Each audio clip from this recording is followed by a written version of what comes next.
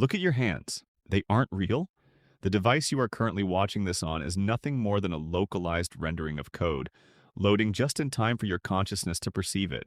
The smartest physicists on Earth are quietly abandoning the idea of a physical universe because the classical math no longer adds up. Instead, reality is behaving exactly like a high-efficiency video game engine. By the end of this video, you will see the terrifying glitches in our physics that prove you are existing inside a highly advanced simulation, and why your entire life is just a processing cycle. Phase 1. The rendering problem. If you've ever played a modern open-world video game, you intuitively know how rendering works. The console doesn't generate the entire virtual world all at once. That would instantly crash the system. It only renders the exact room or alleyway your character is actively looking at. Everything behind you is just void data waiting to be called up. For centuries, arrogant scientists assumed the universe was solidly physical, existing independently of human observation. Then came the double-slit experiment. Quantum mechanics revealed a terrifying, unexplainable truth. At the subatomic level, particles like electrons literally do not exist in a fixed physical state until they are directly observed or measured. When you aren't looking, they act as a wave of probability,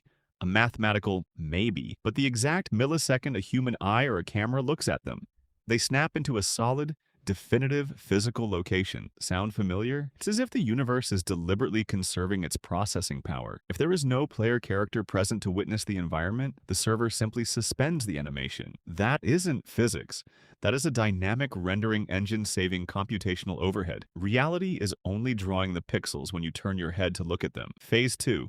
The ultimate processor limit. Let's talk about the speed of light. Yeah, we are taught in middle school that it's a universal speed limit, but nobody ever stops to explain why an infinite universe needs a hard speed limit. Why is it exactly 299,792 kilometers per second? Why not a billion? In a purely physical universe, speed shouldn't have an absolute mathematical cap. But in a simulated environment, every single action is bound by the clock speed of the host processor. The speed of light isn't actually the speed of moving objects, it is the maximum transmission rate of information across the universe's motherboard. When you push an object close to that speed limit, something terrifying happens. Time slows down. This is Einstein's famous theory of time dilation, but think about it like a computer scientist. When a local machine runs a heavy process that demands too much RAM or CPU power, what does the operating system do? It drops the frame rate to prevent a total crash. Time slowing down at high speeds is just reality lagging because the universe's server can't handle the physics calculations fast enough. Phase 3. The error-correcting source code. If we are locked in a simulation, there should be residual code. There must be an underlying mathematical framework that keeps the simulation stable and prevents reality from corrupting. Theoretical physicists studying string theory have been searching for the fundamental building blocks of our reality. What they found should send chills down your spine. Dr. James Gates, a renowned theoretical physicist, was studying the complex equations that govern supersymmetrical string theory. He didn't just find abstract random math, he literally found computer code embedded in the equations.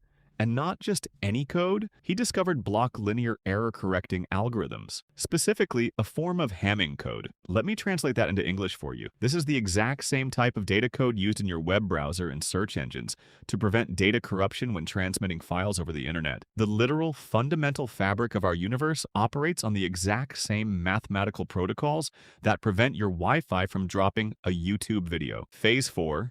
The ancestor trap. This brings us to the final nail in the coffin, the statistical, mathematical probability of your own existence. Assuming humanity doesn't destroy itself with nuclear weapons, we will inevitably create highly realistic, indistinguishable simulations of our ancestors just to study our own history. Once we have the quantum computing power, we won't just run one single simulation. We will run billions of them simultaneously. So, statistically speaking, what are the actual mathematical odds that you are sitting in the one, true, original base reality? The odds are roughly 1 in a billion. You are not base reality. You are an ancestor simulation, running on a highly advanced supercomputer sitting on the desk of some post-human civilization. Your life, your memories, and your daily problems are just executing scripts. And stop taking the game so seriously and start learning how to hack the physics engine. Subscribe if you want to cheat the system.